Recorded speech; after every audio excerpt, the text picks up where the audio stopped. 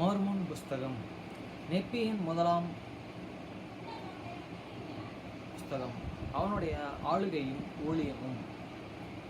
லேகி அவனுடைய மனைவியாகிய சாராயை அவனுடைய 4 குமாரனாகிய மூத்தவனின் இருந்து தொடங்கி லாமோன், லெமுவேல், சாம், நெப்பி எனப்படுவார்கள்.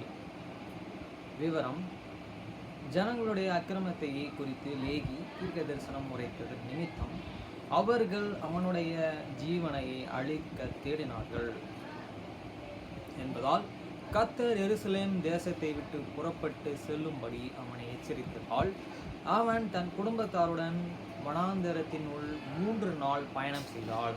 நெப்பி தன் சகோதரரை அழைத்து கொண்டு யூதர்களின் பதிவேடுகளுக்காக எருசலேம் தேசத்திற்கு திரும்புதல், அவர்களுடைய பாடுகளின் விவரம், எருசலேமின் குமாரத்திகளை அவர்கள் மனைவியாக விவாகம் செய்தல், அவர்கள் தங்கள் குடும்பங்களை அழைத்து கொண்டு வனாந்தரத்திற்குள் புறப்பட்டு போகுதல், வனாந்தரத்தில் அவர்களின் பாடுகளும் உபத்திரவங்களும் மற்றும் அவர்களுடைய பயணத்தின் மார்க்கமும், அவர்கள் திரளான தண்ணீர்களின் அண்டைக்கு வருதல். நெப்பியின் சகோதரர்கள் அவனுக்கு எதிராக கலகம் செய்தல், அவன் அவர்களை திகைக்க பண்ணி ஒரு கப்பலை கட்டுதல், அவர்கள் அந்த இடத்தை உதாரஸ்தலம் என்று அழைத்தல், அவர்கள் திரளான தண்ணீர்களை கடந்து வாக்குத்தத்தத்தின் தேசத்திற்கு வருதல் முதலான இது நெப்பியின் விரோதத்தின்படியானது அல்லது வேறு வார்த்தைகள் நெப்பியாகிய நான் இந்த விவரத்தின்படியானது அல்லது வேறு வார்த்தைகளினாலே நெப்பியாகிய நான் இந்த பதிவேடுகளை எழுதினேன். அதிகாரம் 1. நெப்பி தன் ஜனத்தின் பதிவீட்டை தொடங்கியதால்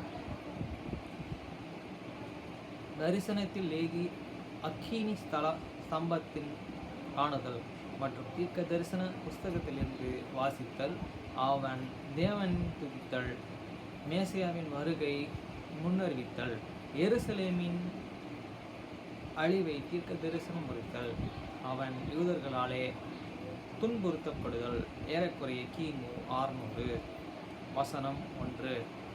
நெப்பியின் ஆகிய நான் நற்கீர்த்தியும் பெற்ற இருக்கும் பிறந்தவனாய் இருந்தபடியால் என் தந்தையின் கற்றறிந்த சகலவற்றிலும் சற்றே போதிக்கப்பட்டிருந்தேன்.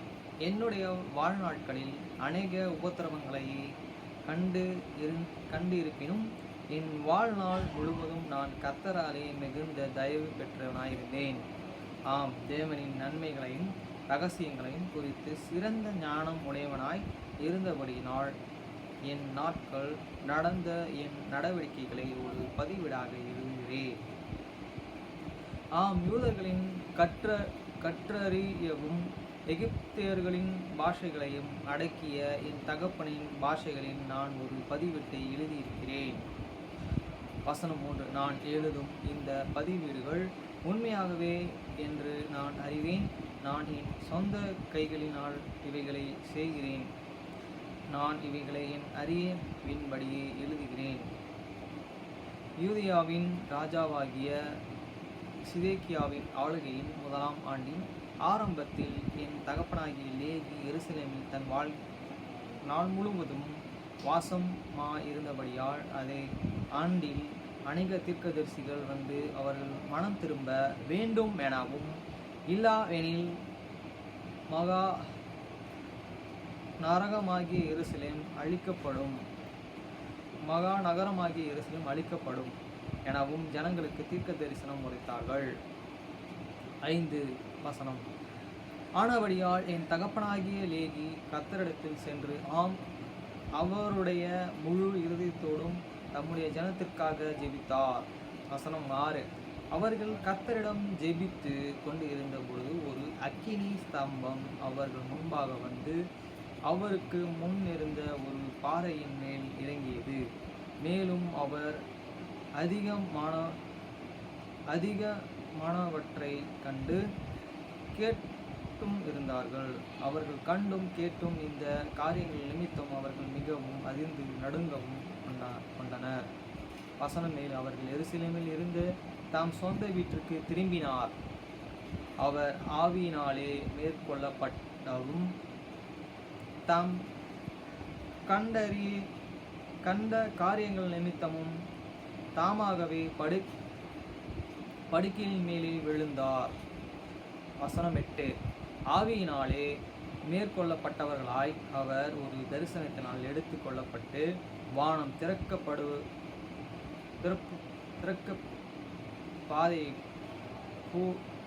பாதை கூட அவர் கண்டு எண்ணில் அடங்கா தூதர்களின் கூட்டங்கள் தங்கள் தேவனை பாடியும் துதித்தும் இருக்கும் நிலையில் தேவன் தன்னுடைய சிங்காசனத்தில் வீற்றிருப்பதை அவர் கண்டதாக நினைத்தார். வசனம் 9. ஒருவர் வானத்தின் மத்தியிலிருந்து இறங்கி வருவதை அவர்கள் கண்டார். அவருடைய பிரகாசம் மத்தியான வேளையின் சூரியனை காட்டிலும் மேலானதாய் இருந்ததையும் கண்டனர். வசனம் 10. அவரை பின்தொடர்ந்து வந்த 12 பேரையும் அவர் கண்டார். அவர்களுடைய பிரகாசம் ஆகாய விரிவில் உள்ள நட்சத்திரங்களையும் மிஞ்சியதாக இருந்தது. வசனம் 9. அவர் கீழே இறங்கி வந்து பூமியின் பரப்பின் மீதெங்கும் போனார்கள். முதலாமானவர் வந்து தன் தகப்பனின் முன்பாக நின்று அவனிடம் ஒரு புஸ்தகத்தை கொடுத்து அவர் வாசிக்க வேண்டும் என கட்டளையிட்டார். வசனம் 12. அதனை அவர் வாசித்த பொழுது அவர் கர்த்தருடைய ஆவியினாலே நிரப்பப்பட்டார். வசனம் 13. அவர் வாசித்து சொன்னதாவது, எருசலேமே உனக்கு ஐயோ ஐயோ, ஏனெனில் நான் உன் அருவருப்புகளை கண்டு இருக்கிறேன். ஆம், அதுவே அதான் குடிகளும் அழிக்கப்பட வேண்டுமென்று அநேகர் பட்டயத்தால் அழிவார்கள் எனவும் அநேகர்கள் பாபிலோனுக்கு சிறைப்பட்டு கொண்டு போகப்படுவார்கள் எனவும் எருசலேமுக்கு குறித்த அநேகர் காரியங்களை நான் தகப்பன் வாசித்தார். 14ஆம் வசனம். என் தகப்பன் பெரிதும் அதிசயமான காரியங்களையே வாசித்தும் கண்டும் இருந்தபோதும் அவர் கர்த்தரை நோக்கி அநேக காரியங்கள் ஓலமிட்டு சொன்னதாவது, சர்வ வல்லமை உள்ள தேவனாகிய கர்த்தாவே, உம்முடைய கிரியைகள் பெரிதும் அதிசயமானவைகள். உம்முடைய சிங்காசனம் வானங்களின் உயரத்தில் இருக்கிறது. உம்முடைய வல்லமை நன்மையும் இரக்கமும் பூமியின் குடிகள் எல்லா மீதும் உள்ளது. மேலும் நீ இரக்கம் உடையவராய் இருக்கிறபடியால் உம்மிடத்தில் வருவார்களை அழித்து போக விடீர். வசனம் 15. என் தகப்பனின் தன் தேவனை குறித்து வார்த்தைகளே இவ்விதமாய் இருந்தது. அவர்கள் கண்ட காரியங்கள் நிமித்தம் கர்த்தர் அவருக்கு கட்டளை இட்டவைகளின் நிமித்தமும் அவருடைய ஆத்துமா களி கூர்ந்தது மற்றும் அவருடைய முழு இருதயமும் நிரப்பப்பட்டது. வசனம் 16. அப்பொழுது நெப்பியனாகிய நான் என் தகப்பன் எழுதிய எல்லா காரியங்களின் முழுதும் விவரத்தையும் எழுதுவதில்லை, ஏனெனில் அவர் தரிசனங்களின் சொப்பனங்களிலும் கண்ட அநேக காரியங்கள் எழுதி இருக்கிறார். மேலும் அவர் தம்முடைய பிள்ளைகளினிடத்தில் தீர்க்க தரிசனமும் உரைத்தார் பேசிய அநேக காரியங்களையும் எழுதியிருக்கிறார். அவைகள் குறித்து முழுதும் விவரத்தையும் நான் எழுத போவதில்லை. வசனம் 17. ஆனாலும் என் வாழ்நாட்களில் என் நடவடிக்கைகளை குறித்தும் விவரத்தை நான் எழுதுகிறேன். இதோ என் சொந்த கைகளினால் செய்த தகடுகளின் மேலும் என் பதிவிடுகையில் சுருக்கி பொறிக்கிறேன். ஆகையால் என் தகப்பனின் பதிவீடுகளை சுருக்கி பொறித்த பின்பு நான் என் சொந்த வாழ்க்கையை குறித்து விவரத்தை எழுதுவேன். வசனம் 18. ஆகையால் எருசலேமின் அழிவை குறித்து அநேக அதிசயமான காரியங்களை என் தகப்பனாகிய லேவிக்கு கர்த்தர் கட்டளையிட்ட பின்னர் இதோ ஜனங்கள் மத்தியிலே போய் அவர் கண்டும் கேட்டும் இருக்கிற காரியங்களை குறித்து அவரிடம் தீர்க்க தரிசனம் உரைத்து அறிவிக்க தொடங்கினார் என்பதை நீங்கள் அறிய வேண்டும் என நான் விரும்புகிறேன். வசனம் 19. அவர்களை பற்றி அவர் சாட்சி கொடுத்த காரியங்கள் நிமித்தம் யூதர்கள் அவரை பிரயாசம் பண்ணினார்கள், ஏனெனில் அவர்கள் அவர்களுடைய துன்மார்க்கத்தையும் அருவருப்புகளையும் குறித்து உண்மையாகவே சாட்சி கொடுத்தார்கள். அவர்கள் கண்டு கேட்டு இருக்கிற காரியங்களை மேலும் அவர் புஸ்தகத்தில் வாசித்த காரியங்களும் மேசியாவின் வருகையை உலகத்தின் மீட்பரையும் தெளிவாக வெளிப்படுத்துவதாக இருக்கிறது என்பதையும் அவர்களுக்கு சாட்சி கொடுத்தார். வசனம் 20. யூதர்கள் அந்த காரியங்களை கேட்டதும் அவர்கள் புறம்பே தள்ளி கல்லெறிந்து கொலை செய்ய பண்ணின பூர்வகால தீர்க்கதரிசிகளிடத்தில் கோபம் மூட்டப்பட்டது போலவே அவருடைய கோபம் கொண்டார்கள். அவர்கள் அவருடைய ஜீவனை எடுத்துக்கொள்ளும்படியாக அதை வாங்க வகை தேடினார்கள்.